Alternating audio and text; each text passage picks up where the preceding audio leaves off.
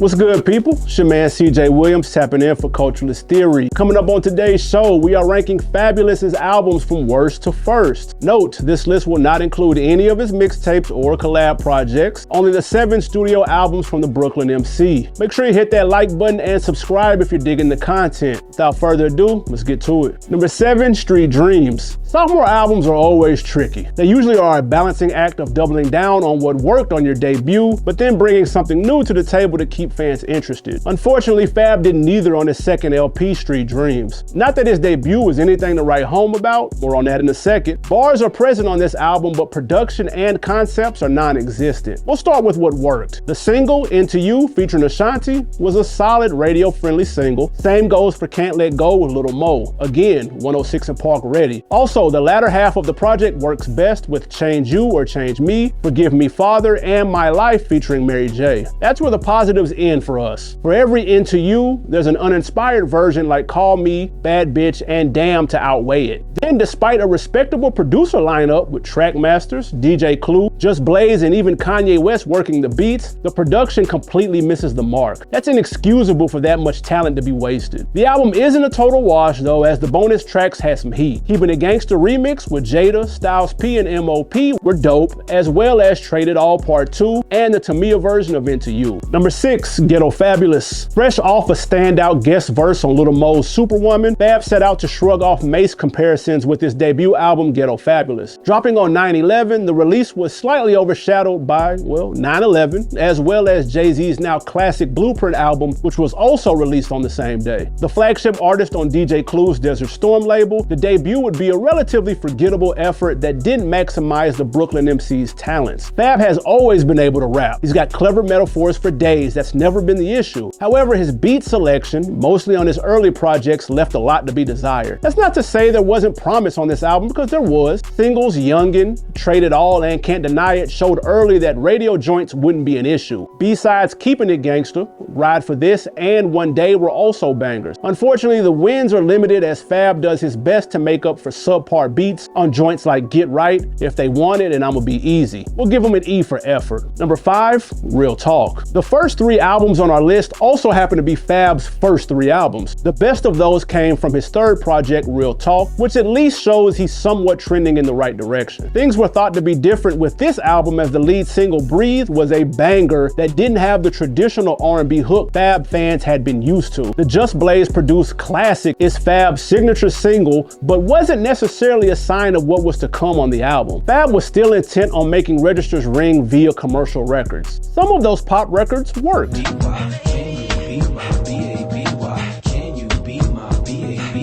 Others, not so much. Those that are bougie, those that are hoochie, those that are usually Gucci.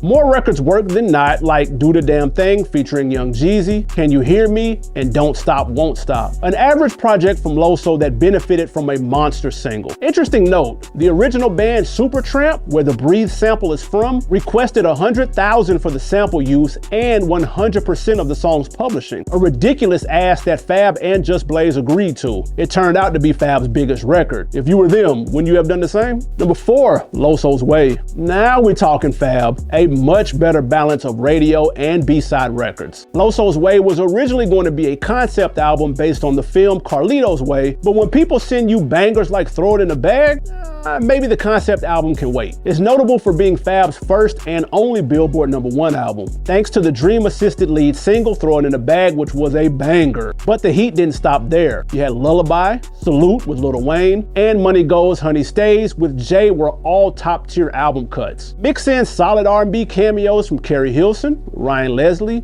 Neo, and Marsha Ambrosius. I shouldn't have to tell you how we feel about Marsha on rap hooks, and you've got a well-balanced album. Many people don't remember, but if you cop the deluxe edition of this album, it came with a 30-minute movie called Losos Way. Don't worry if you lost your CD since then, it's also available to watch right now on Apple Music. And if for some reason Fab is watching this, please drop that Throw It in the Bag remix on streaming sites. That shit went crazy. Add Drake and Wayne verses on there too while you at it. Please and thank you. Before we get to the top 3, we didn't count the Friday on Elm Street collab project between Fab and Jadakiss for this list, but what did y'all think about it? Was it worth the hype, or was it a skip altogether? Let me know in the comments. All right, back to the list. Number 3, Summertime Shootout 3. The last of the Summertime Shootout series, the other 2 are listed as mixtapes, dropped November 2019. The project boasts a stuffed feature list with everyone from Chris Brown and 2 Chainz to DeVito and Tiana Taylor contributing vocals. Unable to traditionally promote the album since the country was on COVID lockdown March the following year, Fab had to get creative. He dropped a video for the intro, Cold Summer, and a challenge to go along with it. Hashtag Cold Summer Challenge invited those on lockdown to spit a verse over the instrumental. The intro was one of several bangers on the project, including Gone for the Summer with A Boogie, Options with PNB Rock, rest in peace, Gucci and 2 Chainz, as well as Seasons Change with Tory Lanez. The album's strongest stretch, however, is toward the end with Insecure, Frenemies, and Time with Roddy Ricch closing the album off properly. As of late, Fab has been more active musically, so we can only hope something new is on the way. It's about that time. Number 2, From Nothing to Something. This is the album where it all started to come together for Loso. On Fab's 4th album, From Nothing to Something, the bars stayed top tier, but the production also leveled up. You can thank Timbaland,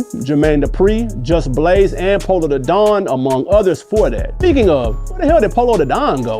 We had them beats. Anyway, the album is filled with flamers, especially out the gate. You're not skipping the record till about number 9 with joints like Return of the Hustle with Swizz, Make Me Better with Neo, and Change Up with Akon all banging. Toward the end, you get heat like Jokes on You with Pusha T, the posse cut This Is Family, and the sleeper What Should I Do with Lil Mo. There's a ton to like and also a ton of features. We won't hold that against him since most of them work, especially the standout Gangsters Don't Play featuring Junior Reed. Fab does Fab things over top an organ-laced beat produced by frequent collaborator Reefer. This was the turning point for Fab when it came to making music. He would follow this up with his first Gangsta Grillz tape, There Is No Competition, which I know about that series. Number 1, the Young OG Project. Coming in at numero uno is probably the Fab album that resembles a mixtape the most, and it's better for it. Not overly concerned with making radio records at this point in his career, Young OG Project is a concise 11-track banger that shows Fab comfortable in his element. Dropping Christmas Day 2014, the album is not as feature-heavy as previous efforts, which also works because Fab is talented enough an MC to hold his own. Solo records like All Good and Lituation prove that, the latter being the lead single along with the New Year's Eve anthem Ball Drop featuring French Montana